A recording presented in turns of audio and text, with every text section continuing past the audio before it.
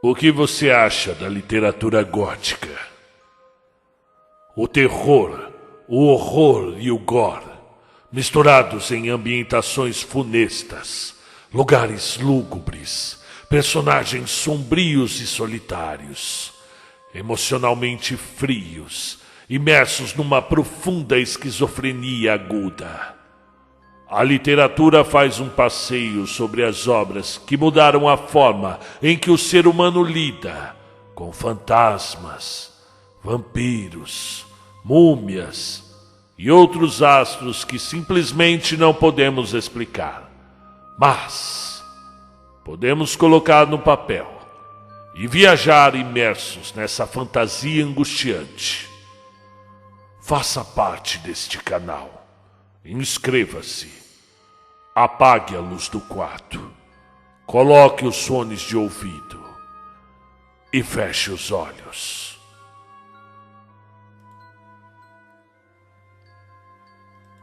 Conta um Conto apresenta de Théophile Gautier, A Amante Morta. Narração: Marcelo Fávaro. Você quer saber, irmão, se eu amei? Sim, e é uma história singular e terrível. E apesar de 66 anos terem transcorrido, mal ouso revirar as cinzas dessa lembrança. Não quero negar-lhe nada, mas não faria um relato semelhante a uma alma menos sofrida. São acontecimentos tão estranhos que não posso acreditar que tenham ocorrido comigo. Fui por mais de 3 anos o joguete de uma ilusão singular e diabólica. Eu, um pobre padre do interior, levei todas as noites em sonho. Deus queira que tenha sido um sonho. Uma vida de pecador, uma vida de mundano, de Sardanápalos. Um olhar cheio, um só olhar cheio de complacência, lançado sobre uma mulher, pareceu causar a perda da minha alma. Mas, finalmente, com a ajuda de Deus e do meu santo protetor, consegui expulsar o espírito maligno de mim que se apoderava. A minha vida fora acrescida de uma existência noturna completamente diferente. De dia, eu era um servo do Senhor, casto, ocupado com a oração e as coisas sagradas. À noite, assim que fechava os olhos, tomava-me um jovem senhor, fino conhecedor de mulheres, de cães e de cavalos, jogando dados, bebendo e blasfemando. E quando acordava no amanhecer, parecia-me, ao contrário, que dormia e que sonhava ser um sacerdote. Daquela vida de sonâmbulo restaram-me apenas lembranças de objetos e palavras das quais eu não posso me defender. Apesar de nunca ter ultrapassado os muros do meu presbitério, poderia parecer a quem me ouvisse que eu fosse um homem que vivera de tudo e retornara do mundo, entrara para a religião e quisera acabar no seio de Deus com os dias muito agitados, mais do que um humilde sacerdote que envelhecera em uma paróquia ignorada, no fundo de um bosque e sem ligação nenhuma com o alarido da vida mundana. Sim, amei como ninguém no mundo jamais amou. Um amor insensato e furioso, tão violento que me surpreende que não tenha feito explodir o meu coração. Que noites, que noites! Desde a minha mais tenra idade, senti vocação de ser padre. Também todos os meus estudos foram orientados nesse sentido. E minha vida, até os 24 anos, não passou de um longo noviciado. Terminada a minha teologia, percorri sucessivamente todas as pequenas ordens, e meus superiores julgaram-me digno, apesar de ser muito jovem, de atravessar o último e temível grau. O dia da minha ordenação foi marcado para a semana da Páscoa. Jamais estivera no mundo. O mundo era para mim um espaço de colégio e de seminário.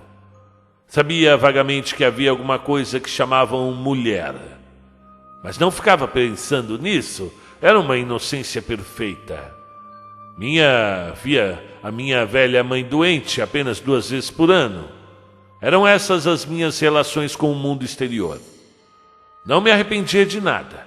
Não experimentava a mínima hesitação diante daquele engajamento irrevogável. Estava cheio de alegria e de impaciência.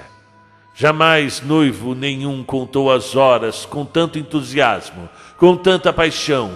Eu não dormia, sonhava que rezava a missa. Ser padre. Eu não via nada de mais belo no mundo. Teria recusado ser rei ou ser poeta, pois a minha ambição não imaginava ir além do que ser padre. O que eu estou dizendo é para mostrar-lhe que o que me aconteceu não deveria ter ocorrido e a fascinação inexplicável de que fui vítima. Chegado o grande dia, caminhei para a igreja com um passo tão leve que me parecia estar suspenso no ar ou ter asas nos ombros. Acreditava ser um anjo e surpreendia-me com a fisionomia sombria e preocupada dos meus companheiros, porque éramos muitos. Passara a noite rezando. Encontrava-me num estado de quase êxtase. O abade, venerável patriarca, parecia-me um Deus Pai debruçado sobre a sua eternidade, e eu contemplava o céu através das abóbadas do templo. Você conhece bem os detalhes dessa cerimônia.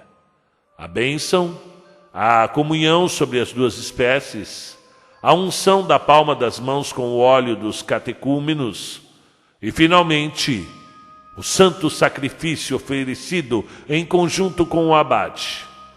Não me prolongarei sobre isso. Oh, como Jó tem razão, e como foi imprudente ao não concluir um pacto com seus olhos. Eu levantei por acaso o rosto, que até então mantivera inclinado, e percebi, diante de mim, tão perto que poderia tê-la tocado, se bem que na realidade ela estivesse a uma grande distância e do outro lado da balaustrada. Uma jovem de rara beleza e vestida com uma suntuosidade de rainha. Era como se escamas rolassem dos meus olhos. Eu tive a impressão, a sensação de um cego que recuperasse a súbita visão. O abade, antes tão reluzente, apagou-se de repente. As velas em seus castiçais de ouro empalideceram como as estrelas da manhã, e na igreja inteira fez-se a completa escuridão. A doce criatura destacava-se daquele fundo escuro como uma revelação angelical. Parecia ter luz própria e dá-la mais do que recebê-la. Abaixei as pálpebras, decidido a não mais levantá-las, para fugir da influência dos objetos exteriores, pois a distração invadia-me cada vez mais e eu mal sabia o que estava fazendo ali. 1 minuto depois reabri os olhos, pois através dos meus cílios eu a via, brilhante como as cores do prisma, e em uma penumbra púrpura como quando olhamos para o sol. Oh, como era linda! Nem os pintores mais famosos que procuraram a beleza ideal no céu e para a terra transportaram o retrato divino da Madonna aproximaram-se dessa fabulosa realidade. Nem os versos do poeta, nem a paleta do pintor podem dar uma ideia. Ela era alta, tinha a forma e o porte de uma deusa. Seus cabelos de um louro suave repartiam-se no alto da cabeça e escorriam sobre as têmporas como 2 rios de ouro. Parecia uma rainha com a sua coroa, sua fronte de uma brancura azulada e transparente. Estendia-se larga e serena sobre os arcos de 2 cílios quase castanhos, uma singularidade que se somava ao efeito dos olhos verdes. Ah, os olhos verdes como o mar, de uma vivacidade, de um brilho insustentáveis. Que olhos! Em um clarão eles decidiam o destino de um homem. Tinham uma vida, uma pureza, uma vivacidade, uma umidade brilhante que nunca tinha visto no olhar humano. Deixavam escapar raios semelhantes às flechas e que eu via claramente terminavam no meu coração. Eu não sei se a chama que os iluminava vinha do céu ou do inferno, mas seguramente vinha de um ou do outro, não mais de outro lugar. Aquela era uma mulher, um anjo ou um demônio, e talvez os dois. Certamente não saíra das entranhas de Eva, a mãe de todos. Os seus belos dentes cintilantes brilhavam entre os seus lábios vermelhos e a cada inflexão de sua boca. Pequenas covinhas formavam-se no cetim rosado de suas adoráveis faces. E quanto ao nariz, era de uma delicadeza e de uma altivez da realeza que desvelava a mais nobre origem. Reflexos de ágata brincavam sobre a pele lisa e brilhante dos seus ombros seminus. As fileiras de grossas pérolas louras, num tom semelhante ao seu pescoço, desciam sobre o seu colo. De vez em quando ela levantava o rosto, aí, num movimento ondulado de serpente ou de pavão que abre a cauda, e imprimia um leve movimento à gola alta bordada que a contornava como uma treliça de prata. Usava um vestido de veludo nacarado, e suas largas mangas forradas de um arminho saíam mãos nobres de uma delicadeza infinita. Os dedos longos e torneados eram de uma transparência tão perfeita que deixavam passar o dia como os dedos da aurora. Todos esses detalhes ainda estão presentes em mim como se datassem de ontem, e embora estivesse num estado de extrema comoção, nada me escapava, nem mesmo o detalhe mais sutil, o pequeno sinal do canto do queixo, a imperceptível penugem nos cantos dos lábios, a fronte aveludada, a trêmula sombra dos cílios nas bochechas. Eu percebia tudo com uma lucidez surpreendente. E à medida que eu olhava, sentia abrirem dentro de mim as portas até então que tinham permanecido fechadas, e as janelas obstruídas abriam-se e levavam em todas as direções, deixando entrever perspectivas desconhecidas. A vida aparecia para mim sob um outro aspecto. Acabava de nascer para uma nova ordem de ideias. Uma angústia profunda atormentava o meu coração. Cada minuto que passava parecia um segundo ou um século.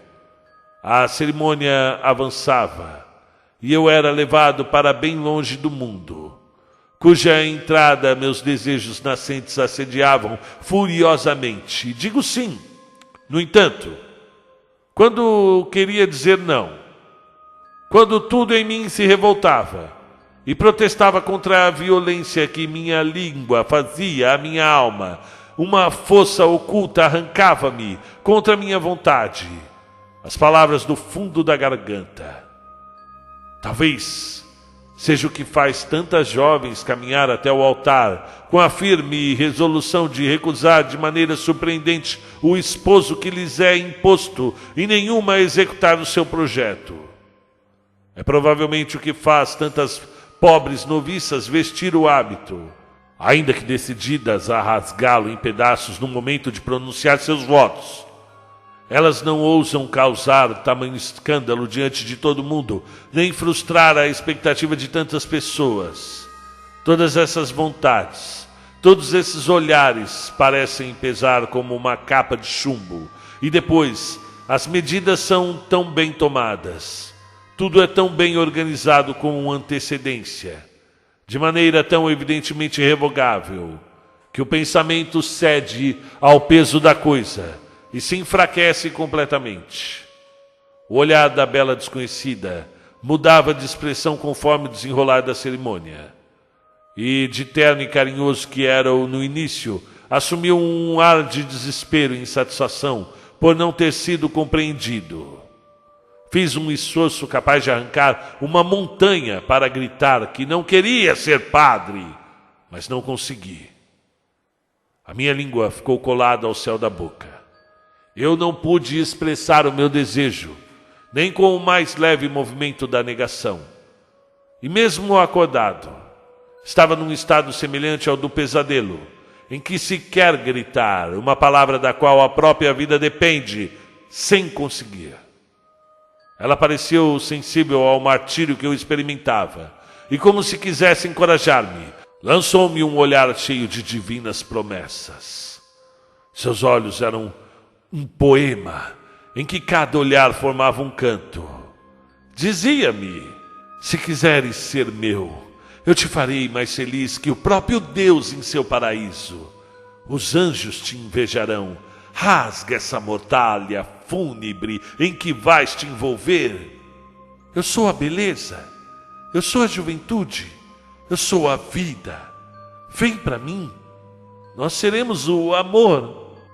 O que poderia te oferecer Jeová como recompensa? Nossa vida fluirá como um sonho e será apenas um beijo eterno. Derrama o vinho deste cálice e serás livre. Eu te levarei rumo às ilhas desconhecidas. Tu dormirás em meu seio, num leito de ouro maciço e sob um pavilhão de prata, porque eu te amo e quero tirar-te do teu Deus, diante de quem tantos nobres corações derramam torrentes de amor que não o alcançam. Parecia-me ouvir essas palavras em um ritmo de infinita doçura, pois o seu olhar era quase sonoro, e as frases que me enviavam nos seus olhos ecoavam no fundo do meu coração, como se uma boca invisível a tivesse soprado em minha alma.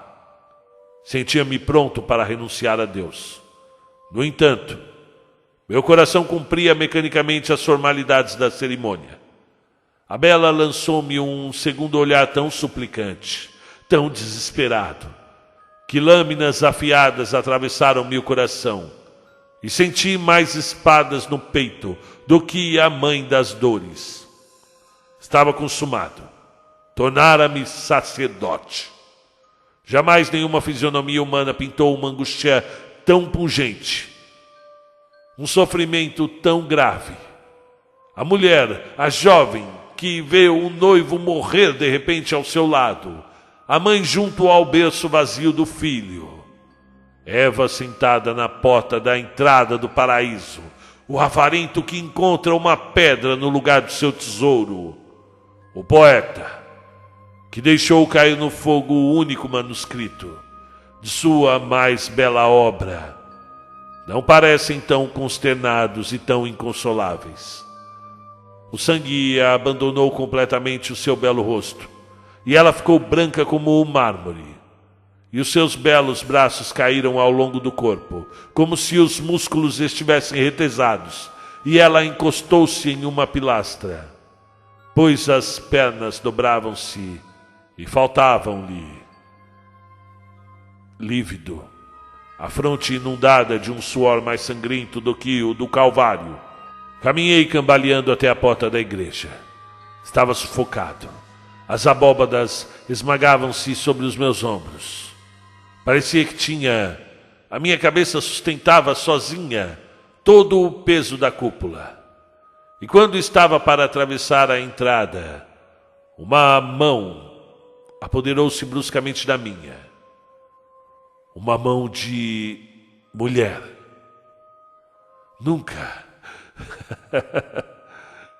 Nunca havia tocado a mão de mulher alguma. Era fria como a pele de uma serpente, e sua impressão queimou-me com a marca de um ferro em brasa. Era ela. Infeliz, infeliz, o que fizeste? Disse-me em voz baixa, e em seguida desapareceu na multidão. O velho abade passou. Olhou-me com severidade. Eu tinha as atitudes mais estranhas do mundo. Empalidecera, enrubescia, tinha momentos de cegueira. Um dos meus colegas teve até pena de mim. Pegou-me e levou-me. Não teria conseguido encontrar sozinho o caminho do seminário. E na esquina de uma rua, enquanto o jovem sacerdote virou-se para o outro lado, um pajem estranhamente vestido aproximou-se e entregou-me, sem parar no caminho, uma pequena bolsa de moedas com os cantos de ouro cinzelado, sinalizando para escondê-la. Coloquei-a na manga e ali a mantive até que estivesse sozinho em minha cela. Abri o fecho. Havia apenas 2 folhas com essas palavras: Clarimonde, no Palácio Concini. Estava tão pouco a par das coisas da vida que não conhecia Clarimonde. Apesar da sua fama, é claro, ignorava completamente onde era o Palácio Concini. Fiz 1000 conjecturas, cada qual mais extravagante do que a outra, mas na verdade, contanto que pudesse revê-la, inquietava-me muito pouco o que ela pudesse ser: uma grande dama ou uma cortesã. E aquele amor nascido havia poucos instantes enraizara-se de tal maneira, de maneira indestrutível, que não pensava em arrancá-lo. Eu sabia que era impossível. Aquela mulher apoderara-se totalmente de mim. Um olhar apenas havia sido suficiente para modificar-me. Ela soprara-me o seu desejo. Eu não vivia mais em mim, mas nela e por ela. Fazia mil extravagâncias, beijava em minha mão a parte que ela havia tocado e repetia seu nome durante horas. Tinha apenas de fechar os olhos para vê-la tão distintamente quanto se estivesse realmente presente. E eu repetia aquelas palavras que ela me dissera na porta da igreja: Infeliz, infeliz, o que fizeste?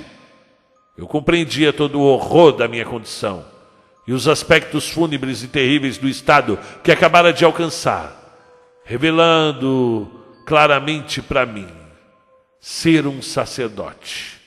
Ou seja, ser casto, não amar, não distinguir o sexo nem a idade, afastar-se de toda a beleza, destruir os olhos, rastejar na sombra glacial de uma clausura ou de uma igreja, ver apenas moribundos, velar cadáveres desconhecidos e trazer o seu próprio luto sobre a batina preta, de tal modo que seu hábito se possa fazer um lençol para o seu caixão, para todo sempre. E eu senti a vida crescer em mim como um lago interior que enche e transborda, e o meu sangue pulsava com força dentro das minhas artérias. A minha juventude, durante tanto tempo reprimida, explodia de repente como uma babosa que leva 100 anos para florescer e que eclode com um trovão. Como fazer para rever Clarimonde? Eu não tinha nenhum pretexto para sair do seminário, uma vez que não conhecia ninguém na cidade, nem devia ficar por lá. Esperava apenas que designassem que paróquia eu iria ocupar. Tentei remover as barras da janela, mas ela estava a uma altura assustadora e, não tendo uma escada, não podia nem pensar em sair por ali. Além disso, só poderia descer à noite. Como me orientaria nos inextricáveis labirintos das ruas? Todas essas dificuldades que não teriam sido nada para os outros eram imensas para mim, um pobre seminarista, apaixonado de antigamente, sem nenhuma experiência, sem dinheiro e sem roupas. Se não tivesse me tornado sacerdote, poderia vê-la todos os dias. Teria sido seu amante, seu esposo. Dizia-me em minha cegueira: em vez de estar envolvido em minha triste mortalha, eu teria roupas de seda e de veludo, correntes de ouro, uma espada e plumas como os belos jovens cavaleiros. Meus cabelos, em vez de serem desonrados por uma grande tonsura, fluiriam ao redor de meu pescoço em cachos ondulados. Teria um belo bigode muito bem cuidado. Eu seria um bravo homem. Mas, uma hora passada diante de um altar, algumas palavras articuladas retiraram-me para sempre do rol dos vivos, e mesmo selara a pedra da minha sepultura. Empurrara com a própria mão o ferrolho da minha prisão. Fui até outra janela. O céu estava maravilhosamente azul. As árvores tinham colocado seu vestido de primavera. A natureza desfilara ironicamente alegre. A praça estava cheia de gente. As pessoas iam e vinham. Os rapazes galantes e as moças de grande beleza, casal por casal, iam na direção do jardim e dos caramanchões. Companheiros passavam cantando refrões de beber. Era um movimento, uma vida, uma vitalidade, uma alegria que cruelmente evidenciavam meu luto e minha solidão. Uma jovem mãe na soleira da porta brincava com seu filho, beijava sua pequena boca rosada, ainda coberta de gotas de leite, e fazia, irritando-o, mil daquelas brincadeiras que só as mães sabem fazer.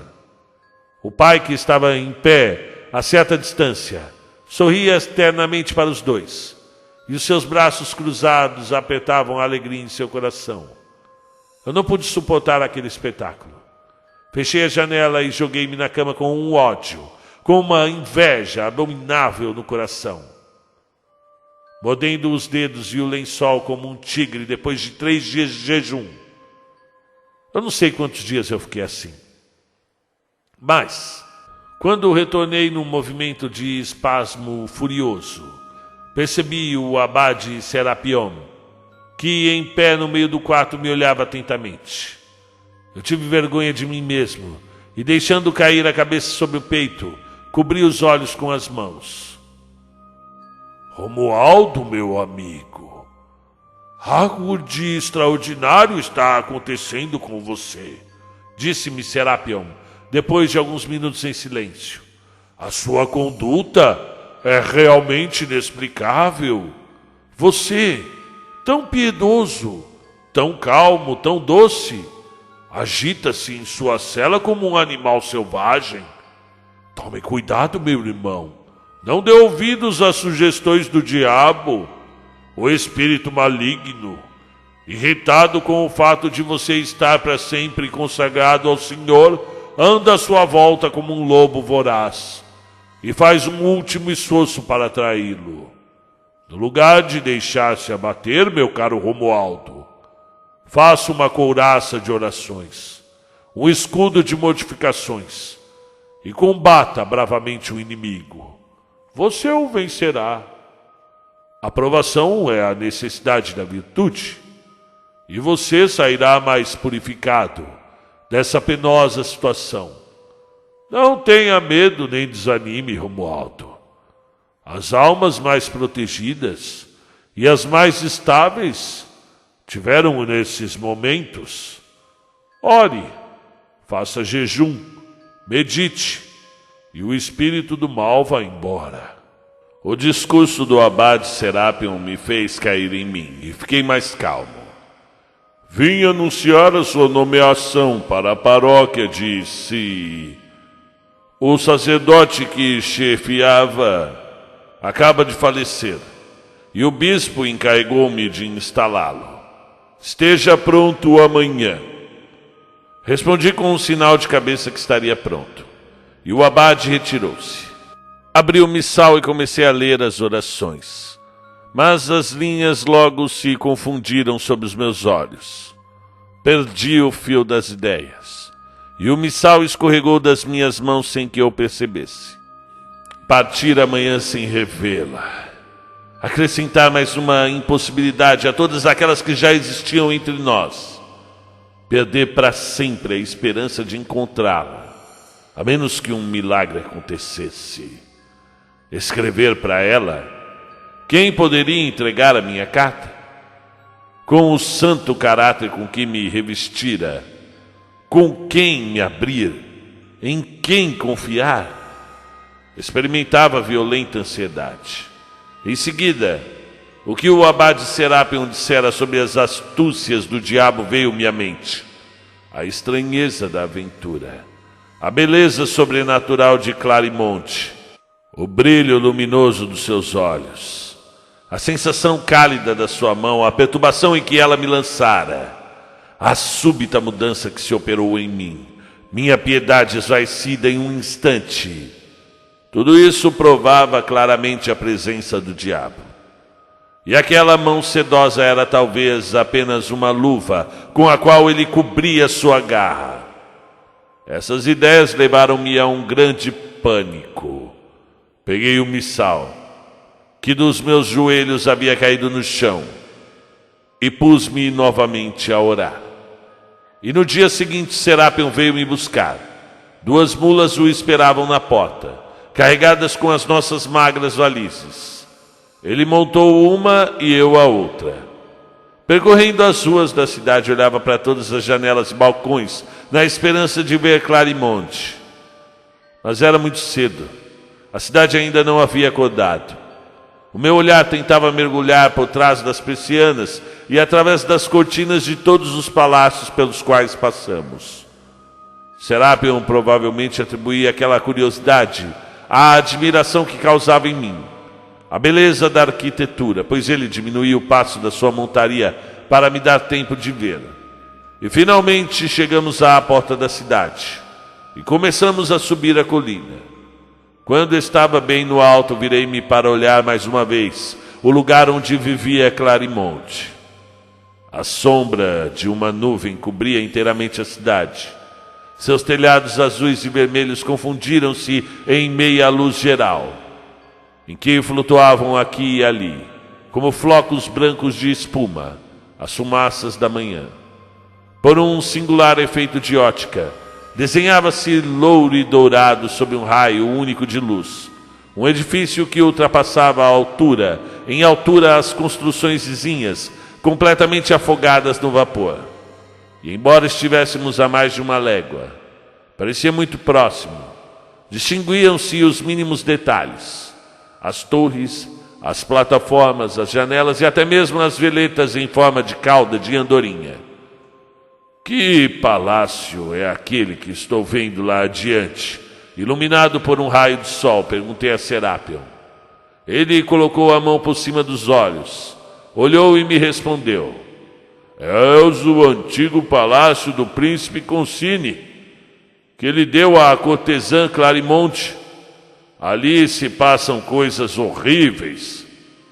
Naquele momento, ainda não sei se foi uma realidade ou uma ilusão, pensei em ver deslizar pelo terraço uma forma esbelta e branca, que brilhou um segundo e logo se apagou.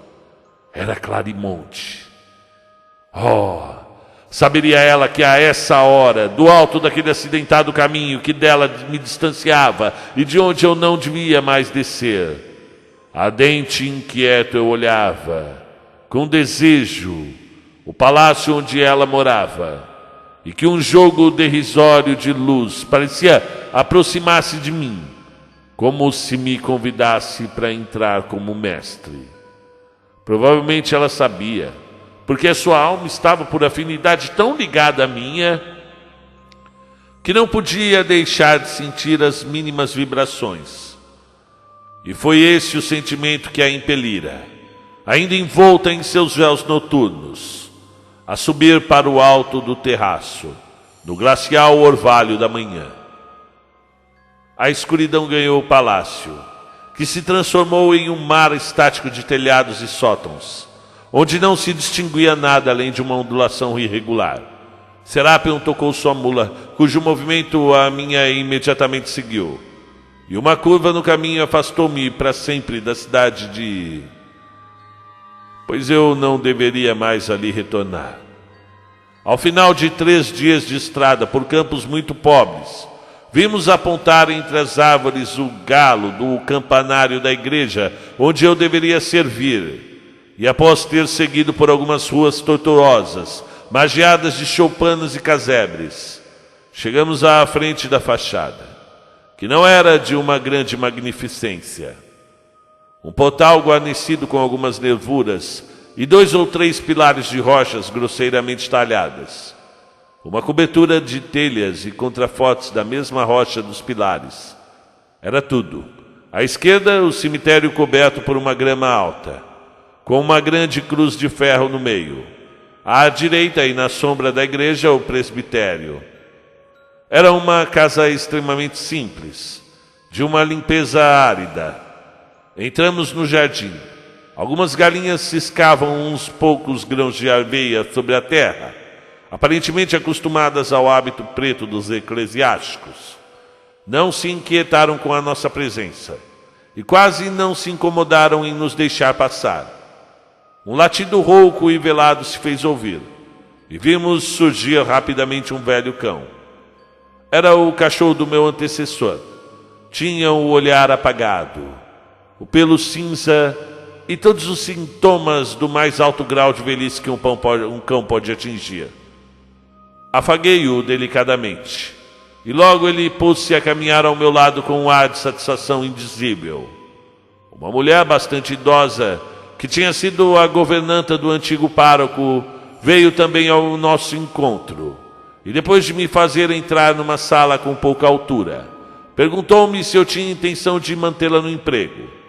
Respondi que a manteria, ela e o cachorro, assim como as galinhas e todo o mobiliário do seu mestre que ele tinha deixado ao morrer, o que a fez entrar num enlevo de alegria, tendo o abade Serapion lhe pago imediatamente o preço que ela queria. E depois de me deixar ali instalado, o abade Serapion voltou para o seminário. Fiquei então sozinho e sem nenhum amparo, a não ser eu mesmo. A lembrança de Clarimonde voltou a me obcecar. E apesar de todos os esforços que fazia para afugentá-la, eu nem sempre conseguia. Uma noite passeando nos caminhos margeados de buchos do pequeno jardim, pareceu-me ver por entre as árvores da alameda uma forma de mulher que seguia todos os meus movimentos e que, entre as flores, brilhar olhos verdes da cor do mar. Mas era apenas uma ilusão. E ao passar para o outro lado da alameda, não achei nada além de uma marca de pé na areia, tão pequeno que parecia de criança. O jardim era cercado de muralhas muito altas. Visitei todos os cantos e recantos, e não havia ninguém. Nunca consegui explicar tal circunstância, e afinal de contas, não era nada perto dos fatos estranhos que aconteciam comigo. Vivia na paróquia havia 1 ano, cumprindo com exatidão todos os deveres de sacerdote, rezando, jejuando, estimulando e socorrendo os doentes, recolhendo doações para reduzir as necessidades mais indispensáveis.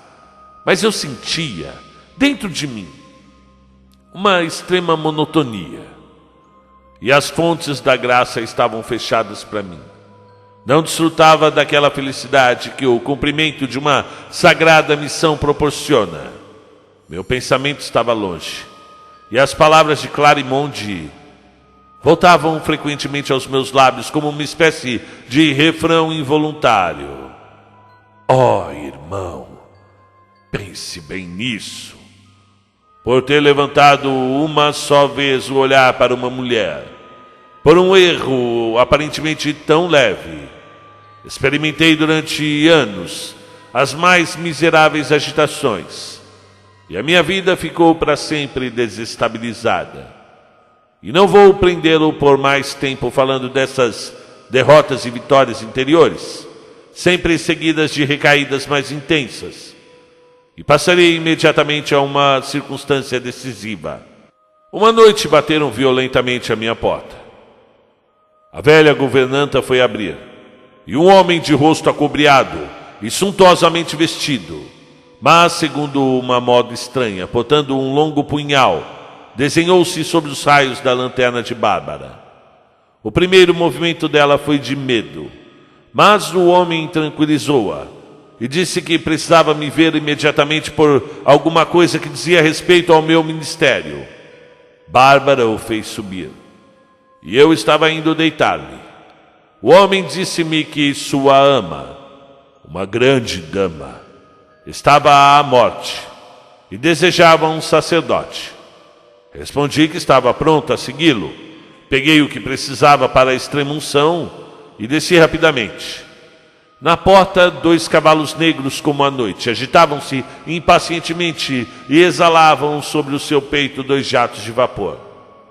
Ele estendeu-me o estribo e ajudou-me a montar um cavalo. Depois saltou sobre o outro, apoiando apenas uma mão sobre o cepilho da sela. Apertou os joelhos e soltou as guias do seu cavalo, que partiu como uma flecha. O meu, cuja rédea ele segurava, partiu também a galope, e ambos mantiveram-se perfeitamente emparelhados. Demorávamos o caminho. A terra cinza e rachada deslizava sobre nós, e as silhuetas negras das árvores desapareciam velozmente, como uma tropa em fuga. Atravessamos uma floresta de uma escuridão tão opaca e glacial que senti correr na pele um arrepio de terror supersticioso.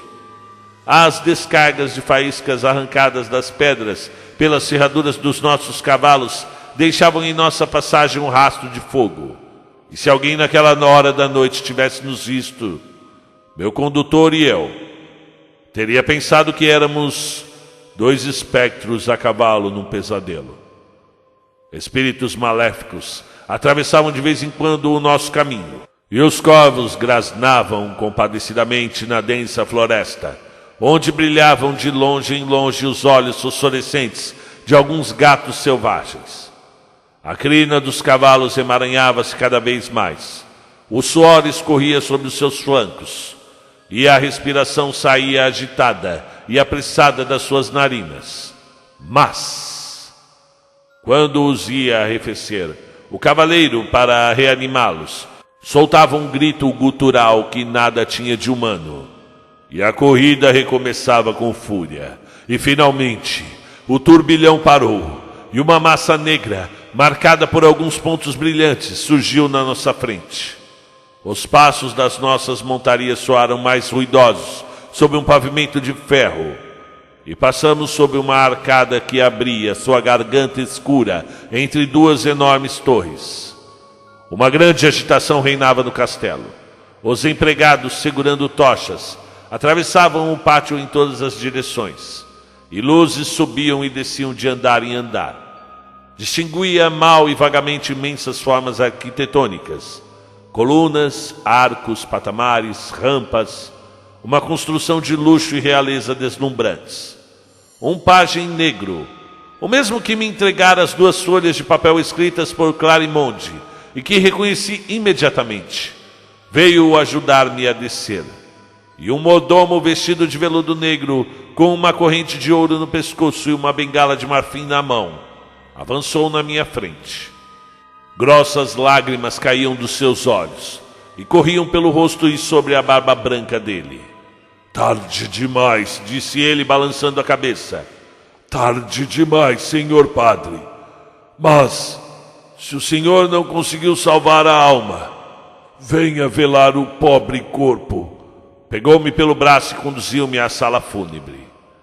Eu chorava, tão copiosamente quanto ele, pois compreendera que a morta não podia ser outra senão aquela, Clarimonde, tanto e tão loucamente amada.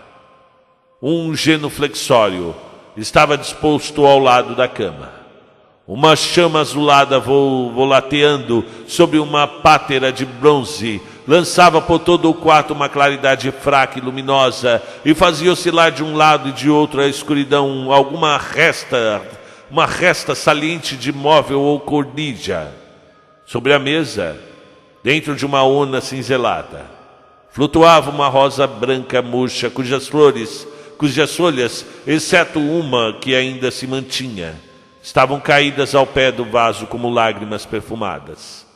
Uma máscara negra em pedaços, um leque, fantasias de todo tipo estavam espalhados sobre as poltronas, que comprovavam a morte chegara a essa suntuosa residência, de improviso e sem se anunciar.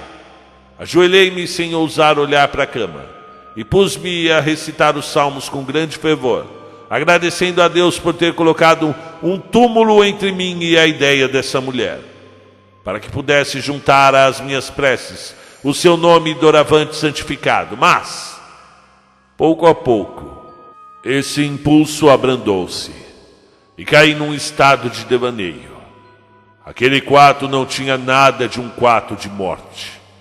No lugar do ar fétido e cadavérico que estava tão acostumado a respirar em cerimônias fúnebres, uma lânguida nuvem de essências orientais, uma espécie de odor apaixonado de mulher, nadava suavemente no ar adocicado. E aquela luz pálida parecia mais uma penumbra preparada para a volúpia do que a lamparina de reflexos amarelados que tremula perto dos cadáveres. Eu pensava no singular acaso que me fizera reencontrar Clarimonde no momento em que a perdia para sempre. E um suspiro de lamento escapou do meu peito. Pareceu-me que alguém também tinha suspirado atrás de mim. E virei-me involuntariamente. Era o eco. Com esse movimento, os meus olhos, que até então haviam evitado olhar para ela, pousaram sobre o leito de morte. As cortinas de damasco vermelhas, bordadas com flores grandes, levantadas por touçades douradas, deixavam ver a morta deitada, com as mãos sobre o peito. Estava coberta com um véu de linho de uma brancura ofuscante, que a púrpura escura da tapeçaria ressaltava mais ainda, e tão fino que não diminuía em nada a delicadeza forma do seu corpo, e permitia perceber aquelas belas linhas, ondulantes como o pescoço de um cisne, que nem mesmo a morte conseguira enrijecer. Parecia uma estátua de alabastro, feita por um hábil escultor para colocar sobre o túmulo de uma rainha, ou ainda uma jovem adormecida sobre quem a neve caíra. Não podia mais suportar ficar ali. Aquele ar de alcova embriagava-me. Aquele cheiro intenso de rosas, já um tanto murchas, subia-me ao cérebro. E eu andava pelo quarto a passos largos, parando a cada volta na frente da cama para observar a morta formosa sob a transparência de uma mortalha. Pensamentos estranhos atravessaram meu espírito. Imaginava que ela não estava realmente morta e que não passava de um fingimento para me atrair ao castelo e falar-me do seu amor. Por um instante, pensei em ter visto seu pé mexer na brancura dos véus e saírem do lugar os plissados retos da mortalha. E então dizia-me: seria mesmo Clarimonde? Que prova eu tenho de que seja ela? Poderia esse pajem negro estar a serviço de outra mulher? Eu sou bem louco de atormentar-me e agitar-me assim. Mas o coração respondeu-me com uma palpitação. É ela! Sim, é ela, sim! Reaproximei-me da cama e olhei com redobrada atenção o objeto da minha incerteza. Teria coragem de lhe confessar isso? Aquela perfeição de formas, embora purificada e santificada pela sombra da morte, perturbava-me mais voluptuosamente do que deveria, e aquele repouso parecia-me tanto com um sono que poderíamos nos enganar. Esquecia que ali viera para um ofício fúnebre e imaginava ser um jovem esposo entrando no quarto da noiva, que esconde o rosto por pudor e que não quer se deixar ver. Transpassado de dor, perdido de alegria, trêmulo de pavor e prazer, curvei-me na sua direção e peguei a ponta do lençol. Levantei-o lentamente, prendendo a respiração com medo de acordá-la. E minhas artérias pulsavam com tanta força que a sentia assobiar nas minhas têmporas, e de minha testa escorria suor, como se tivesse carregado uma laje de mármore. Era realmente Clarimonde, tal e qual eu havia visto na igreja por ocasião da minha ordenação.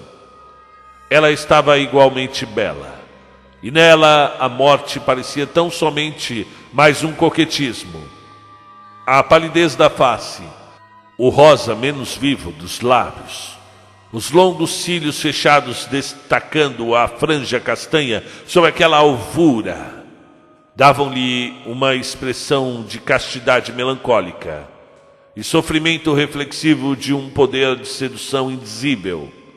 Os longos cabelos soltos, em que ainda havia algumas pequenas flores azuis, formavam um travesseiro para a cabeça e protegiam com cachos a nudez dos seus ombros. Suas belas mãos, mais puras e mais diáfanas que hóstias, estavam cruzadas em uma atitude de piedoso repouso e de prece tácita, corrigindo o que poderia ter de sedutor, mesmo na morte, a delicada harmonia e o brilho de marfim dos seus braços nus, dos quais não tinham sido retirados os braceletes de pérolas. Fiquei muito tempo absorvido em muda contemplação, e quanto mais a olhava, menos podia acreditar que a vida abandonara para sempre aquele belo corpo. Eu não sei se era uma ilusão ou um reflexo de luz, mas parecia que o sangue recomeçava a circular sobre aquela palidez fosca. E, no entanto, ela continuava na mais perfeita imobilidade. Toquei levemente seu braço. Estava frio, mas não mais frio do que sua mão no dia em que roçara a minha sobre o portal da igreja. Retomei minha posição, inclinando meu rosto sobre o dela e deixando chover sobre sua face o rio mono das minhas lágrimas.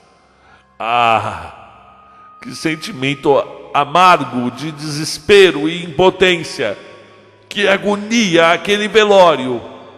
Eu queria ter podido, eu juro que queria ter podido resumir minha vida num breve fôlego para oferecer-lhe e soprar sobre o seu cadáver gelado a chama que me devorava. E a noite avançava, sentindo aproximar-se o momento da separação eterna.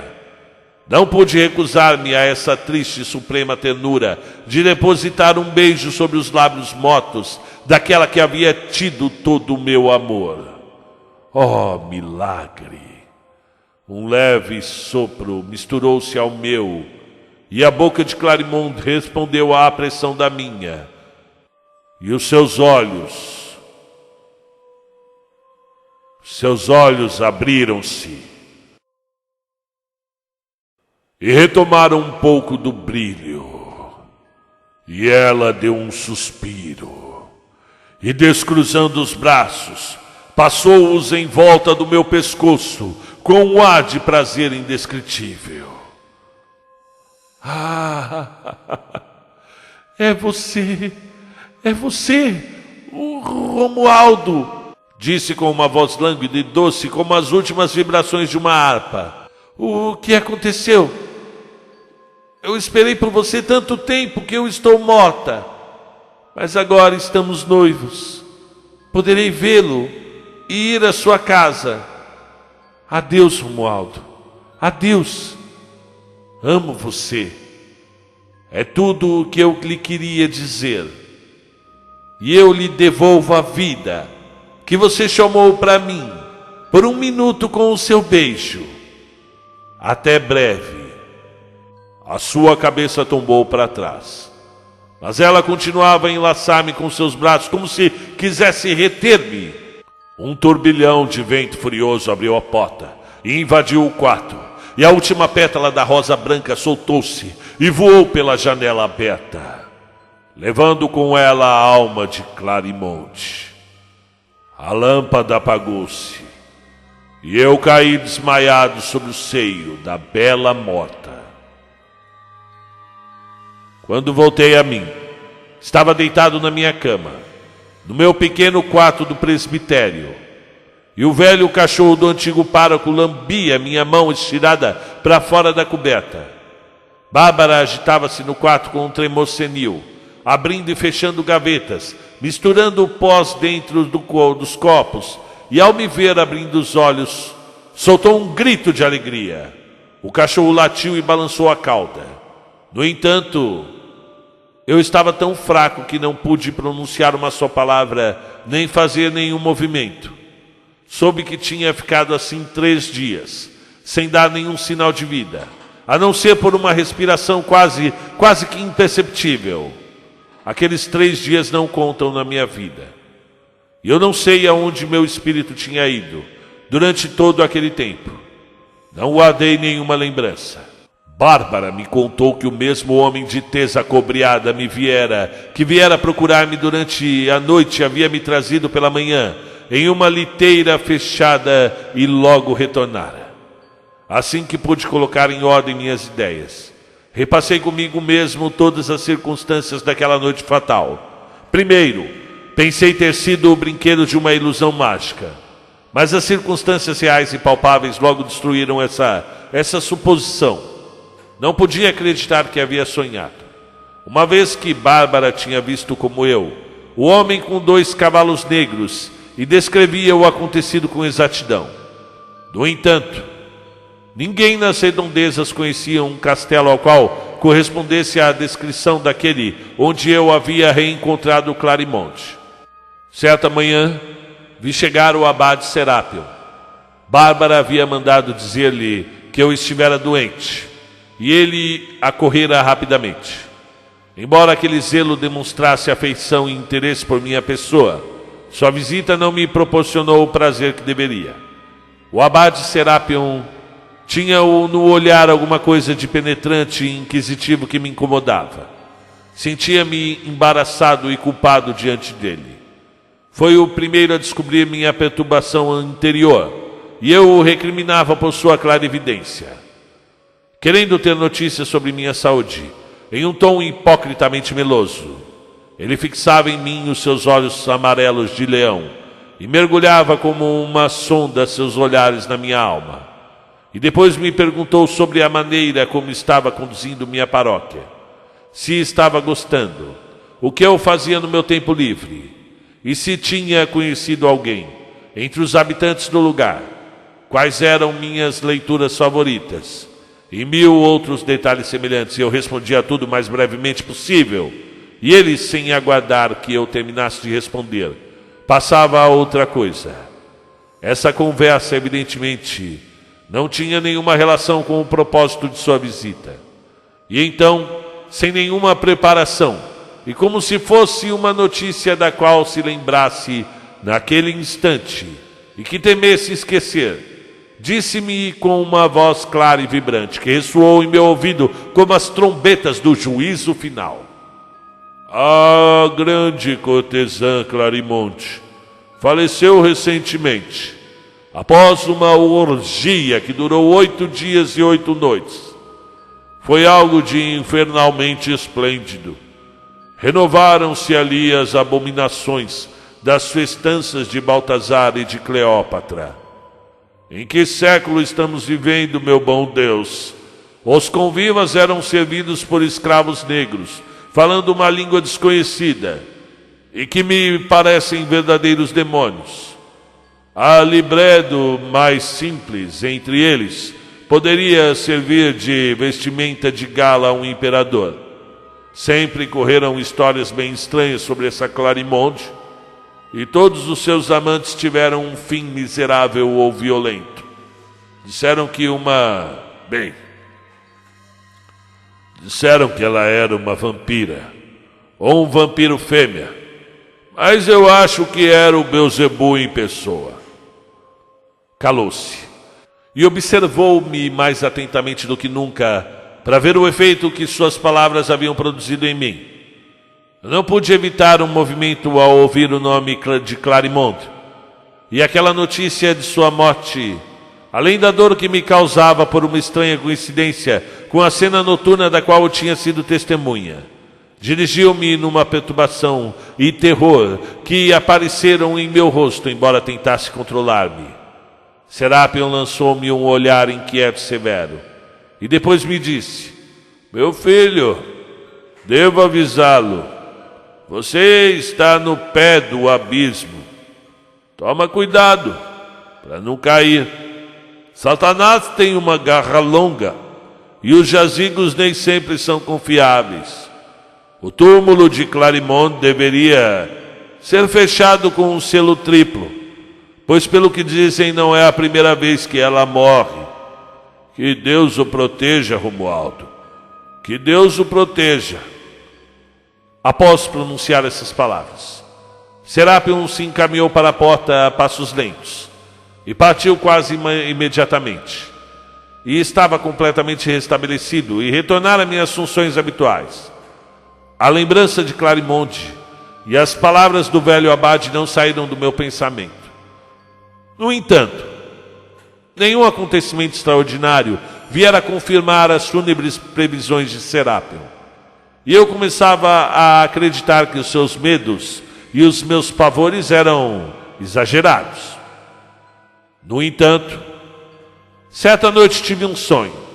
Mal tinha adormecido quando ouvi abrirem-se as cortinas da minha cama e correrem os anéis dos varões fazendo um barulho estridente. Levantei-me bruscamente, apoiando-me sobre o cotovelo, e vi uma sombra de mulher de pé diante de mim. Imediatamente reconheci Clarimonde.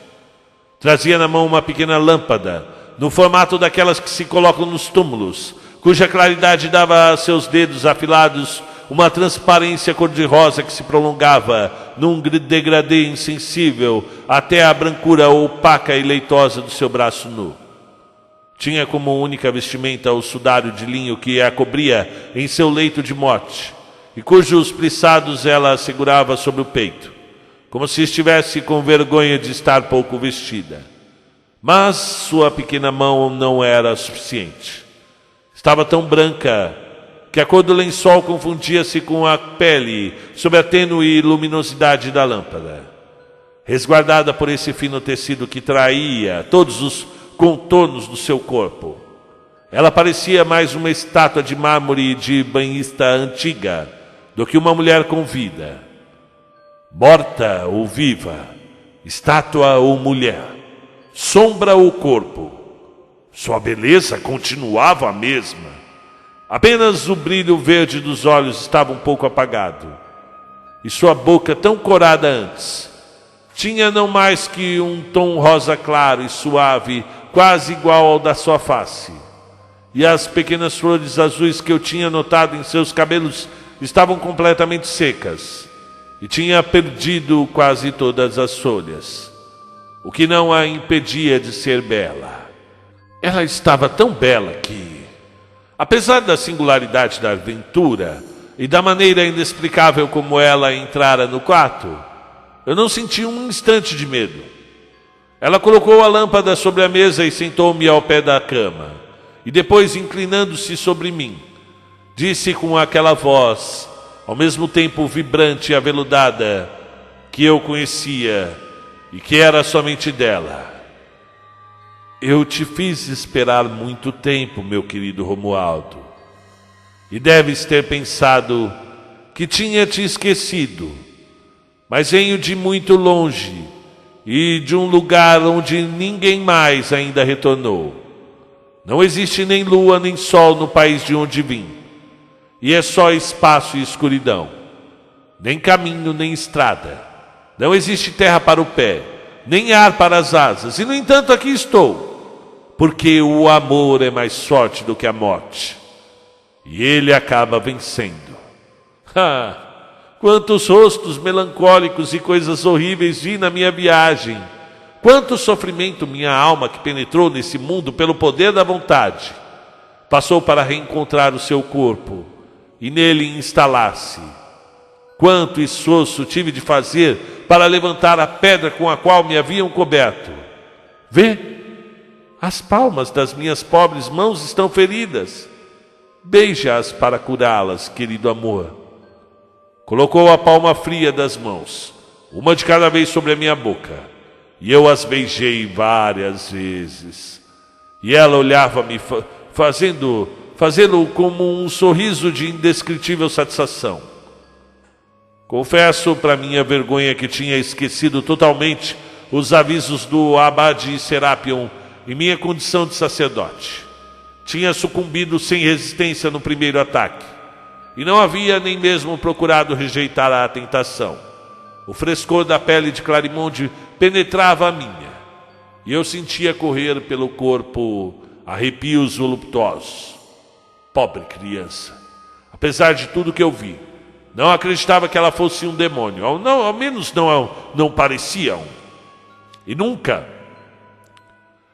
Satanás escondera tão bem suas garras e seus chifres. Ela as curvara sobre os calcanhares e se mantinha agachada à beira de uma cama numa posição cheia de graça indolente. E de quando em vez passava a mão em meus cabelos e os enrolava em cachos como para experimentar novos penteados para o meu rosto. Eu me deixava levar com a mais culpada satisfação, e ela acompanhava tudo isso com a mais encantadora tagarelice. Uma coisa importante: eu não experimentava nenhuma surpresa diante de uma aventura tão extraordinária, e com a facilidade que se tem numa visão de admitir como muito simples os acontecimentos mais estranhos. Achava tudo perfeitamente natural. Eu te amava muito tempo antes de te ver, meu querido Romualdo, e te procurava por todo o lugar. Tu eras meu sonho, e te percebi na igreja no momento fatal. Disse imediatamente: é ele. Lancei um olhar e nele coloquei todo o amor que eu sentira e tinha e que devia ter por ti. Um olhar capaz de torturar um cardeal, de fazer um rei ajoelhar-se aos meus pés diante de toda a sua corte. Tu ficaste impassível e preferiste ao teu Deus. Ah, como eu tenho ciúmes de Deus, que tu amaste e amas muito mais do que a mim. Como eu sou infeliz, infeliz. Nunca terei teu coração só para mim.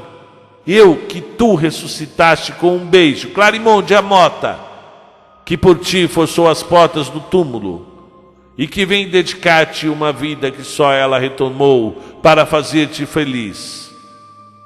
Bem, todas essas palavras eram interrompidas por carícias delirantes que atordoavam meus sentidos e minha razão, a ponto de me fazer, para consolá-la, não ter medo de proferir a terrível blasfêmia, de lhe dizer que a amava tanto quanto amava a Deus. E os seus olhos reavivaram-se e brilharam como crisóprasos. É verdade mesmo, tanto quanto a Deus, disse ela, enlaçando-me com os seus belos braços. Já que é assim, tu virás comigo, tu me seguirás para onde eu quiser, deixarás teus horrorosos hábitos pretos. Serás o mais orgulhoso e o mais invejado dos cavaleiros. Tu serás meu amante. Ser o amante, confesso, de Clarimonde, que recusou um papa. É lindo tudo isso. Ah, uma boa vida feliz, a bela existência dourada que nós levaremos. E quando partimos, meu fidalgo amante? Amanhã, amanhã, gritei no meu delírio. Amanhã que seja, respondeu ela. Terei tempo para trocar de roupa, pois essa é um pouco modesta e não é própria para uma viagem. Eu tenho também de avisar meus parentes, que me acreditam realmente morta e que se afligem profundamente. O dinheiro, as roupas, os carros, está tudo pronto. Virei pegar-te a esta mesma hora. Adeus, meu querido coração. E ela tocou levemente minha testa com seus lábios.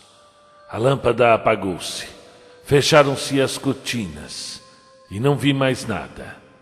Um sono de chumbo, um sono sem sonho pesou sobre mim e manteve-me paralisado até o dia seguinte pela manhã. Acordei mais tarde do que de costume e a lembrança daquela estranha visão agitou-me durante o dia todo. Acabei por me persuadir de que se tratava de pura ilusão da minha estada imaginação. No entanto, as sensações tinham sido tão vivas que era muito difícil acreditar que não haviam sido reais. E foi com certa apreensão que fui deitar-me, depois de ter rogado a Deus que afastasse de mim os maus pensamentos e protegesse a castidade do meu sono. Logo adormeci profundamente e meu sonho continuou. As cortinas abriram-se. Vi Clarimonde, não como na primeira vez, pálida em sua mortalha e as violetas da morte em sua face, mas alegre, lépida e sorridente, com magnífica vestimenta de viagem de veludo verde, enfeitada com fitas douradas e arregaçada ao lado. deixando à mostra uma saia de cetim, e os seus cabelos louros escapavam em grossos cachos embaixo de um largo chapéu de feltro preto, coberto de plumas brancas, caprichosamente torneadas. Segurava na mão um pequeno chicote comprido e fino, terminado por um apito de ouro. Tocou-me levemente e disse: "E então, belo adormecido, é assim que faço os preparativos? Esperava encontrar-te de pé. Levanta-te rápido, não temos tempo a perder." Eu saltei para fora da cama. "Vamos, veste-se e vamos", disse ela, apontando um pequeno embrulho que tinha trazido. "Os cavalos estão impacientes e roendo os freios na entrada. Já deveríamos estar a 10 léguas daqui." Coloquei rapidamente as roupas e ela mesma me entregava as peças, morrendo de rir da minha falta de jeito, e me indicava o seu uso quando me enganava. Deu um jeito no meu cabelo e, quando tudo estava pronto, estendeu-me um espelho de bolso de cristal de Veneza, bodado em filigrana de prata, e disse-me: "O que achas? Queres contratar-me como tua camareira?" Eu não era mais o mesmo e não me reconheci. Parecia uma estátua inacabada que assemelha a um bloco de pedra. O meu antigo rosto parecia ser apenas o esboço grosseiro daquele que o espelho refletia. Estava lindo, e meu eu ficou sensivelmente lisonjeado com essa metamorfose. Aquelas roupas elegantes, aquele luxuoso casaco bordado, faziam de mim um personagem diferente, e eu admirava o poder de alguns palmos de tecido cortados de certa maneira. O espírito do meu vestuário penetrou-me a pele, e passados 10 minutos, tornara-me razoavelmente pretensioso. Dei algumas voltas pelo quarto para ganhar desenvoltura. Clarimonde olhava-me com ar de complacência maternal e parecia muito contente com sua obra. "Chega de infantilidades. Partamos, meu querido Romualdo. Vamos para longe, e se não nos apressarmos, não chegaremos a tempo." Pegou-me pela mão e levou-me. Todas as portas abriam-se diante dela assim que as tocava, e passamos na frente do cachorro sem despertá-lo. Na porta encontramos Margueriton. Era o cavaleiro que já havia me conduzido. Ele segurava as rédeas de 3 cavalos, tão negros como os primeiros. Um para mim, um para ele e um para Clarimonde. Aqueles cavalos deviam ser ginetes da Espanha, nascidos de éguas fecundadas pelo Zéfiro e que corriam tão rápido quanto o vento, e a lua, que havia nascido quando partimos para nos iluminar, rolava no céu como a roda solta de uma carruagem. Nós a víamos à nossa direita saltar de árvore em árvore e perder o fôlego para nos acompanhar. Logo chegamos a uma planície onde, junto a um pequeno bosque de árvores, esperava-nos um carro atrelado com 4 animais vigorosos. Entramos, e os cocheiros os fizeram galopar loucamente. Tinha um braço passado atrás da cintura de Clarimonde, e uma das suas mãos ia dobrada dentro da minha. Ela apoiava a cabeça sobre o meu ombro, e eu sentia o seu pescoço seminu tocar levemente o meu braço. Eu nunca experimentara a felicidade tão grande. Esquecera tudo naquele momento. E a lembrança de ter sido padre já não era tão forte do que eu tinha feito no ventre da minha mãe. Tamanha era a fascinação que o espírito maligno exercia sobre mim.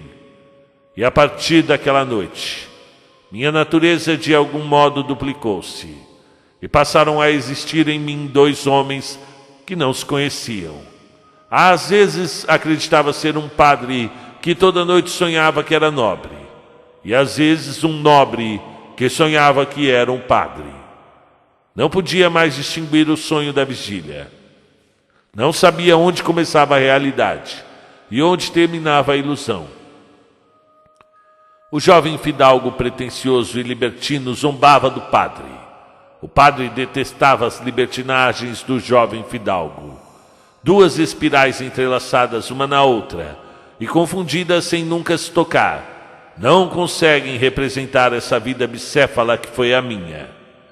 Apesar da estranheza dessa situação, não acredito ter chegado um só instante à loucura.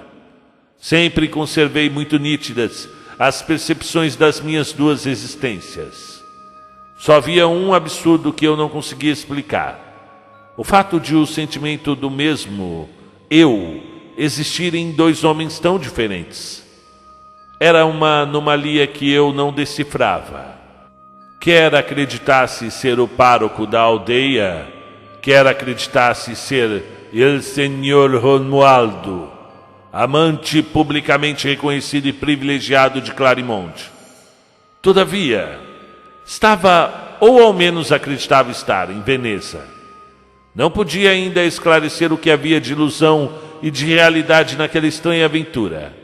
Morávamos em um grande palácio de mármore sobre o canaleio, repleto de afrescos e estátuas, com 2 Ticianos do melhor tempo no quarto de dormir de Clarimonde. Um palácio digno de um rei. Cada um tinha sua gôndola e suas barcarolas, sua câmara de música e seu poeta. Clarimonde mergulhava na vida da alta sociedade e tinha um pouco de Cleópatra em sua natureza. Quanto a mim, eu tinha um séquito de filho de príncipe e comportava-me com ostentação como se tivesse sido da família de um dos 12 apóstolos ou dos 4 evangelistas da Sereníssima República. Não desviaria do meu caminho para deixar passar o dog.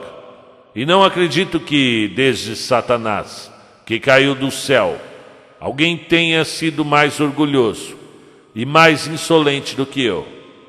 Ia ao ridotto e jogava um jogo digno do inferno. Via a melhor sociedade do mundo, filhos de famílias arruinadas, mulheres de teatro, escroques, parasitas e espadachins. No entanto, apesar da dissipação dessa vida, eu continuava fiel a Clarimonde. Eu a amava perdidamente. Ela teria despertado a própria saciedade e fixado a inconstância. Ter Clarimonde era ter 20 amantes. Era ter todas as mulheres, tal maneira como ela era impulsiva, instável e diferente dela mesma. Um verdadeiro camaleão. Eu cometia com uma única mulher, com ela, a infidelidade que teria cometido com outras. Quando ela incorporava inteiramente o modo de ser, de andar e o gênero da beleza da mulher que se parecia gostar. Ela devolvia meu amor 100 vezes mais forte. E era em vão que os jovens patrícios e até mesmo os velhos do Conselho dos 10 faziam-lhe as propostas mais magníficas. Um Foscari chegou até mesmo a lhe propor casamento e ela recusou tudo. Tinha bastante dinheiro. Não queria nada mais além do amor. Um amor jovem, puro, despertado por ela e que devia ser o primeiro e único. Eu teria sido completamente feliz se não fosse um pesadelo que retornava todas as noites, em que eu acreditava ser um pároco de aldeia que se macerava e fazia penitência para expiar os excessos do dia. Confiante devido ao hábito de estar com ela, quase não pensava mais na maneira estranha como a tinha conhecido. Todavia, as palavras do abade Serapion retornavam-me de vez em quando à memória e traziam-me muita inquietude. Havia algum tempo, a saúde de Clarimonde não estava tão boa e sua tez perdia a coloração dia após dia. Os médicos que chamamos não conseguiram explicar sua doença e não sabiam o que fazer. Prescreveram alguns remédios paliativos e não retornaram mais. Todavia, ela empalidecia a olhos vistos e ficava cada vez mais fria. Estava quase tão branca e tão morta quanto naquela famosa noite no castelo desconhecido. Afligia-me vê-la assim, enfraquecendo lentamente. Abalada com a minha dor, sorria-me triste e docemente, com o sorriso fatal das pessoas que sabem que vão morrer. Uma manhã, sentado junto à sua cama, tomava meu de jejum numa pequena mesa para não deixá-la um só minuto. Quando, ao descascar uma fruta, fiz por acaso um corte bastante profundo no dedo. Logo o sangue escorreu em filetes de púrpura, e algumas gotas espirraram em Clarimond. Seus olhos iluminaram-se. Sua fisionomia adquiriu uma expressão de alegria feroz e selvagem que eu nunca tinha visto. Saltou para fora da cama com uma agilidade animal, uma agilidade de um macaco ou de um gato, e precipitou-se sobre o meu ferimento, que se pôs a chupar com um indizível ar de volúpia. Sorvia o sangue em pequenos goles, lenta e delicadamente, como um gourmet saboreia um vinho de Xerez ou de Siracusa. Ela piscava os olhos e suas pupilas ficavam ovais, em vez de redondas, e de vez em quando interrompia para me beijar a mão, e depois recomeçava a pressionar com os lábios o ferimento, para sugar de novo mais algumas gotas vermelhas. Quando viu que o sangue não vinha mais, levantou os olhos úmidos e brilhantes. Estava mais cor-de-rosa do que uma aurora do mês de maio, o rosto pleno, a mão morna e ligeiramente molhada. Enfim, mais bela do que nunca, e em perfeito estado de saúde. Eu não vou morrer, eu não vou morrer, disse ela, louca de alegria, e pendurando-se no meu pescoço. Poderei amar-te mais um tempo ainda. Minha vida está dentro da tua, e tudo o que sou vem de ti. Algumas gotas do seu rico e nobre sangue, mais precioso e mais eficaz do que todos os elixires do mundo, devolveram-me a vida. A cena preocupou-me por muito tempo e inspirou-me estranhas dúvidas em relação a Clarimond. Naquela mesma noite, assim que o sono levou-me ao meu presbitério, vi o abade Serapion, mais sério e preocupado do que nunca. Olhou-me atentamente e disse: não satisfeito em perder sua alma, quer também perder o corpo. Jovem desventurado, que armadilha você foi cair. O tom com que disse essas poucas palavras tocou-me fortemente. Mas, apesar da sua força, essa impressão logo se dissipou, e outras 1000 inquietações apagaram-na do meu espírito. Uma noite, no entanto, pelo meu espelho, cuja pérfida posição ela não havia calculado, vi Clarimond despejar um pó na minha taça de vinho temperado com especiarias que ela tinha o hábito de preparar depois da refeição. Peguei a taça, fingi levá-la aos lábios e coloquei sobre algum móvel. Aproveitando o instante em que ela estava de costas, joguei o conteúdo embaixo da mesa e depois fui para o quarto e me deitei, determinado a não dormir e ver o que aconteceria. Eu não esperei muito tempo. Clarimond entrou de camisola e, desfazendo-se dos seus véus, deitou-se na cama junto a mim.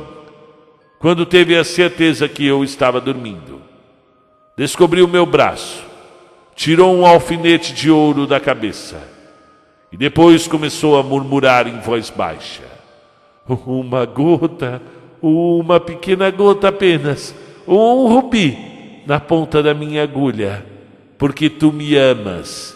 Ainda não devo morrer. Ah, pobre amor, teu belo sangue, de uma cor púrpura tão brilhante. Eu vou bebê-lo. Dorme, meu único bem.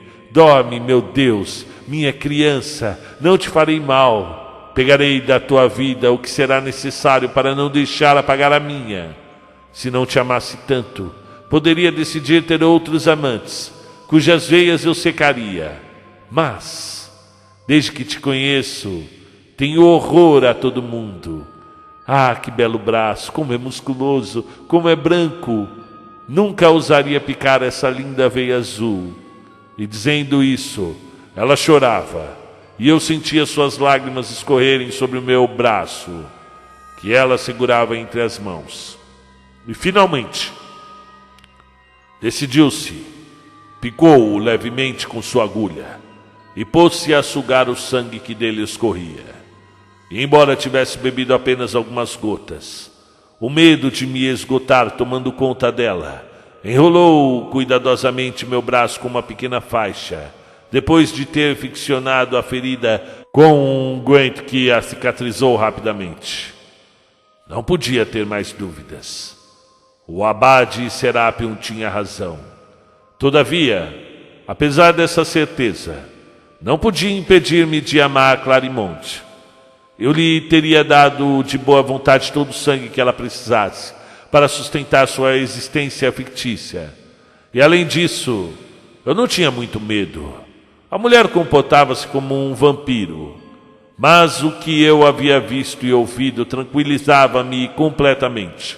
Eu tinha então veias abundantes, que tão cedo não seriam esgotadas, e não barganhava a minha vida gota a gota.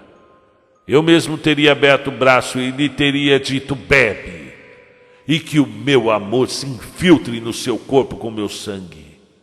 Evitava fazer a mínima alusão ao narcótico que ela colocara à minha taça e à cena da agulha, e vivíamos no mais perfeito entendimento. Meus escrúpulos de sacerdote, no entanto, atormentavam-me mais do que nunca, e eu não sabia que nova tortura inventar para submeter e modificar a minha carne. Ainda que todas essas visões fossem involuntárias, e que eu não participasse delas em nada, não ousava tocar o Cristo com as mãos tão impuras e um espírito contaminado com tais libertinagens reais ou imaginárias.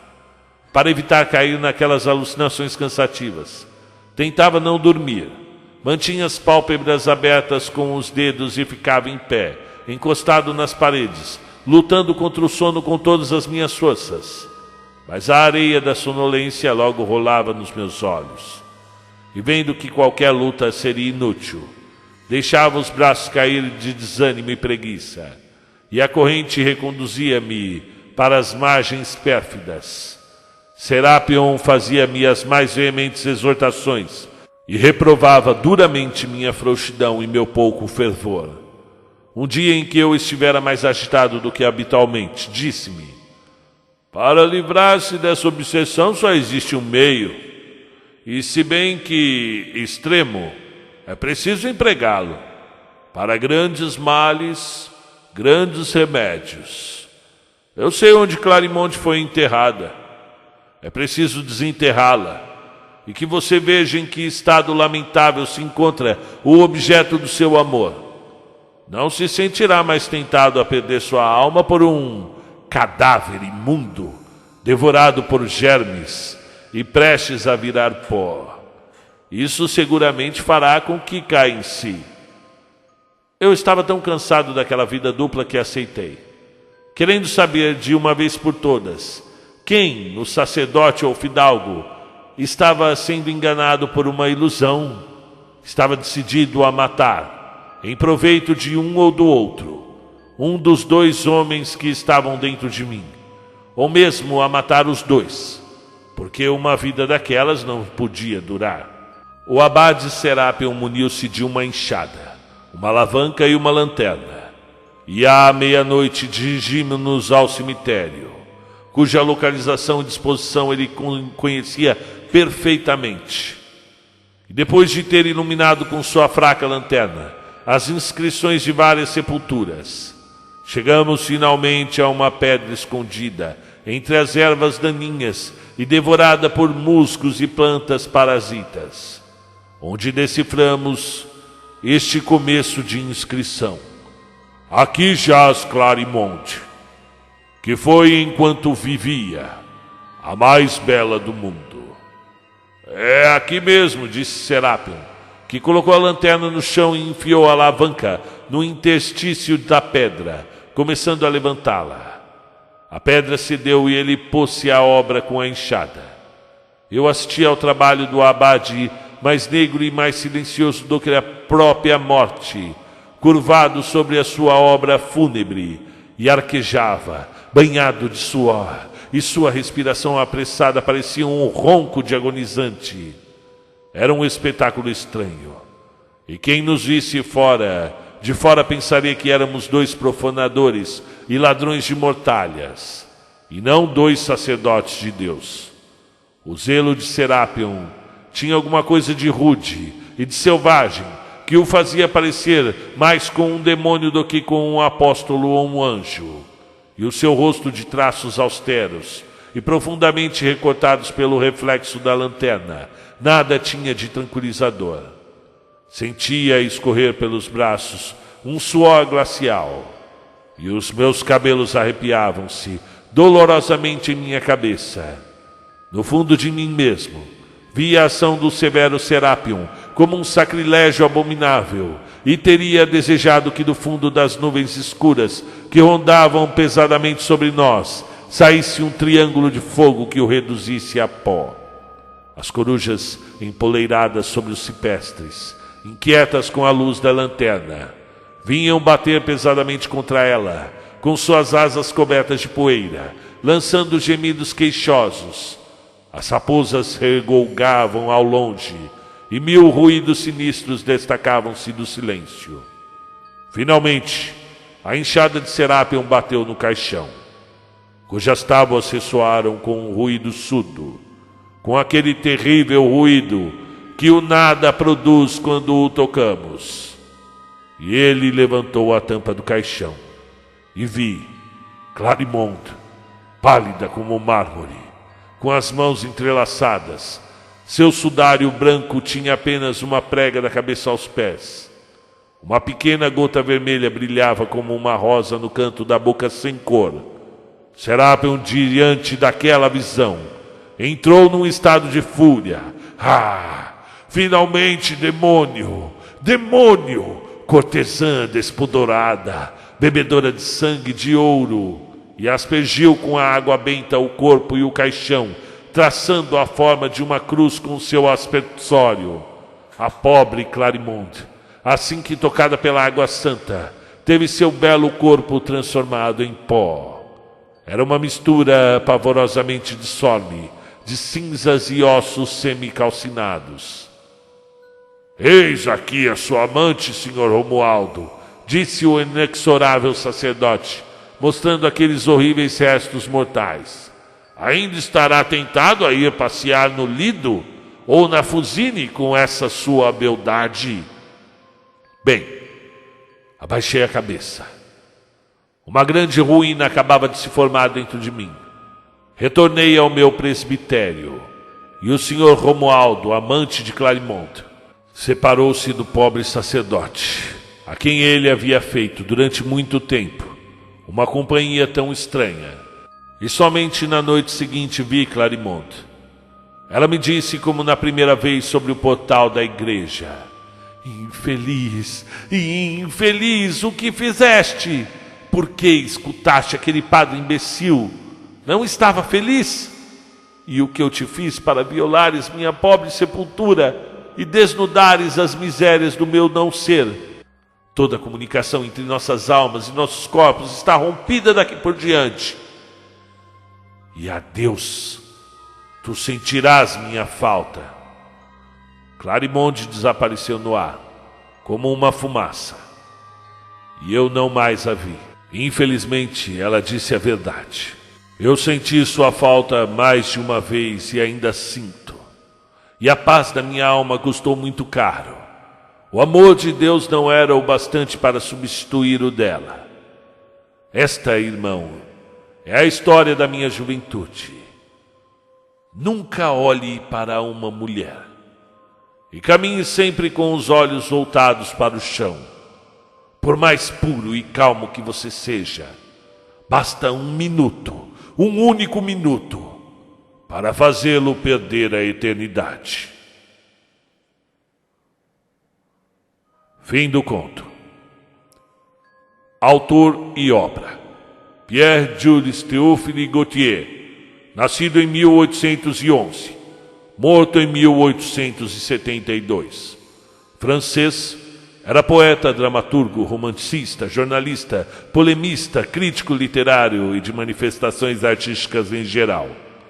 E mais do que tudo, era um dos símbolos do romantismo francês, admirado por seus contemporâneos, como que o tinham como modelo, a ponto de Charles Baudelaire, de 1821 a 1867, outra grande expressão da elite do pensamento e da poesia romântica, ter dedicado um dos seus principais livros de poemas, As Flores do Mal, a Gautier, nos seguintes termos: ao poeta impecável, ao mágico perfeito em letras francesas, e ao meu muito caro e venerado mestre e amigo, Théophile Gautier, com o sentimento da mais profunda humildade, dedico estas flores doentias. Gautier, assim como Van Gogh, coloca o gótico no mesmo cadinho que forjou o romantismo de primeira linha. E mais, uma mulher misteriosa, cuja beleza desconcerta meus sentidos, mantém-se silenciosamente por entre ondas que se quebram. Novamente a afinidade com Baudelaire, e de ambos com o centro ficcional de A Amante Morta, é evidente. Outro trecho. Sem cessar ao meu lado, o demônio ardia em vão, nada em torno de mim como um ar vaporoso. Eu degluto-o a sentir que me queima o pulmão, enchendo-o de um desejo eterno e criminoso. Toma ao saber o meu amor à fantasia, a forma de mulher que eu mais espere e ame, e tendo sempre um ar de pura hipocrisia, acostuma-me a boca a aurir um filtro infame. Ela conduz-me assim longe do olhar de Deus, o peito a repartir-me de morna exaustão, pelas terras do tédio, infinitas desertas, para depois jogar os torvos olhos meus, ascorosos rasgões e feridas abertas, meros aparelhos a sangrar destruição. A Amante Morta é de 1836 e antecede Carmilha, de 1872, de Joseph Sheridan Le Fanu, na apresentação da mulher vampiro. No entanto, mais importante talvez será a obsessão dos decadentistas, Gautier, Baudelaire, Oscar Wilde, este na Inglaterra, por um certo personagem tipo feminino que, cultuado em seus poemas e contos, passa a desempenhar papéis cruciais na literatura. A mulher fatal, aquela criatura cuja beleza e aparência pura, imaculada, são disfarces letais de sua alma demoníaca. Aquela cujo poder de metamorfose seduz o incauto, o ingênuo, e o arrasta para a degradação. A mulher fatal é um tipo composto com tanta consistência, entranhou-se tão belamente no gosto e na experiência popular com a ficção que contaminou outros domínios da literatura, e também a cultura pop como um todo.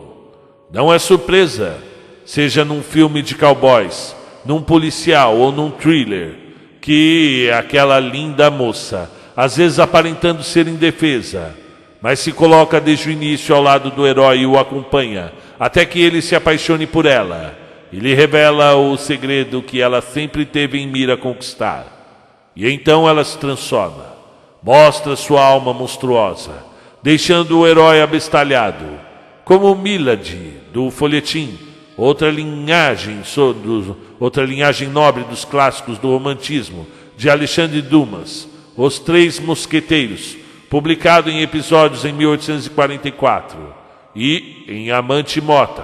Claremont, como todas as criaturas personagens demoníacos do gótico romântico, exerce sobre sua presa, a vítima, o duplo e dúbio efeito de terror, destruição e fascínio. A mulher fatal é uma predadora invencível. Uma vez seduzido por ela, raramente a presa escapa da catástrofe. e a tal ponto que se corroboram as palavras finais do padre Romualdo: caminhe sempre com os olhos voltados para o chão, mesmo que isso signifique abster-se do mundo. Muito bem, sejam muito bem-vindos. Essa foi a fala do próprio livro. Se vocês quiserem, eu deixo aqui para vocês. Está no livro Góticos, Contos Clássicos. É uma antologia reunida por Luiz Antônio Aguiar.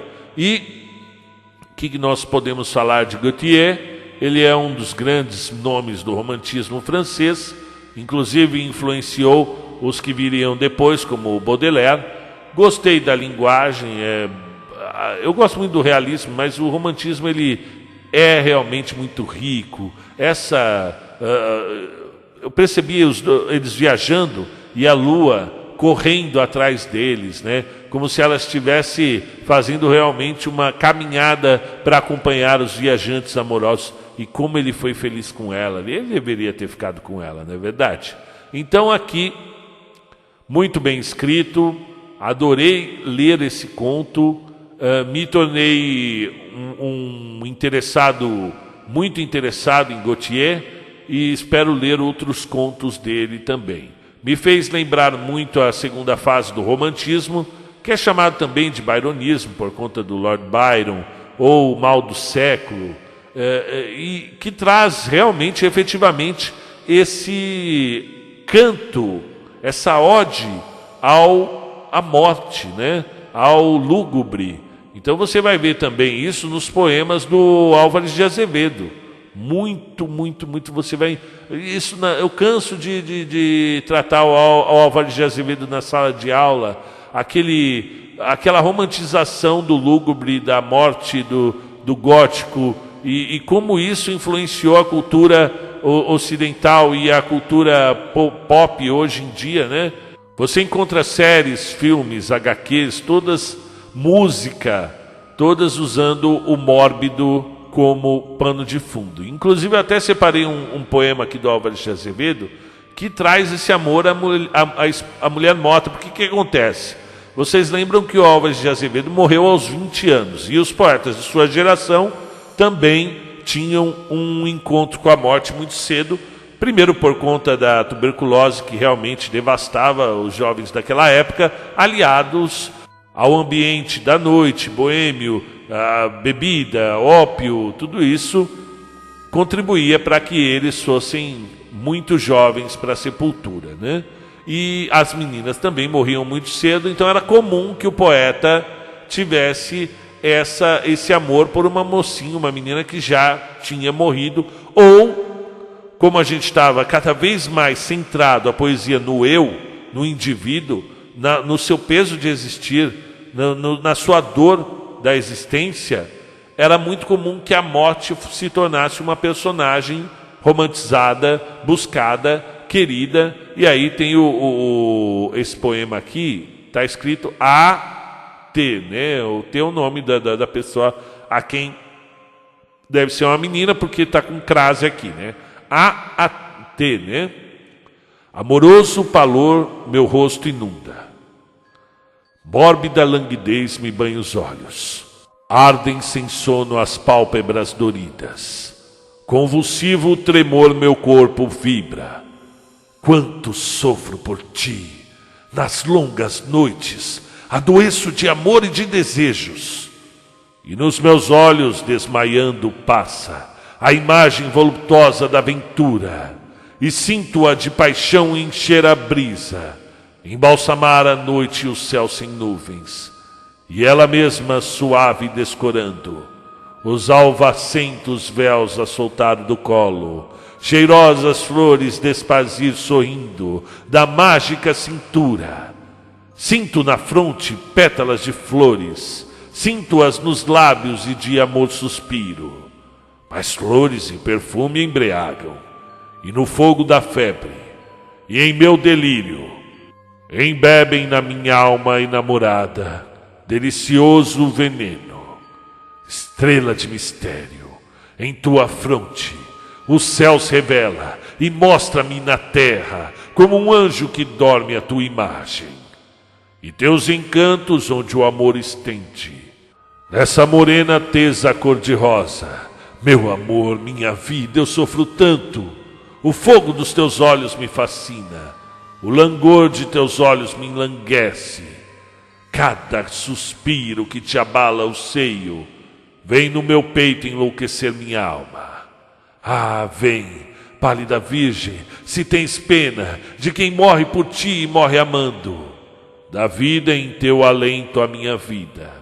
Une nos lábios meus minha alma tua, que eu ao pé de ti sentir o mundo, na tua alma infantil, na tua fronte, beijar a luz de Deus, nos teus suspiros, sentir as vibrações do paraíso, e aos teus pés, de joelho, crer ainda, que não mente o amor que um anjo inspira, que eu posso na tua alma ser ditoso, beijar-te nos cabelos soluçando, e no teu seio ser feliz morrendo.